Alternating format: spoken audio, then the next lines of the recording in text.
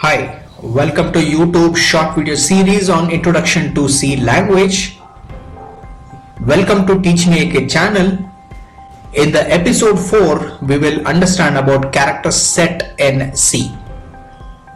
So mainly the character set in C language are the alphabets, digits and special characters. So under alphabets, we use uppercase from A to Z and lowercase a to z and digits 0 through 9.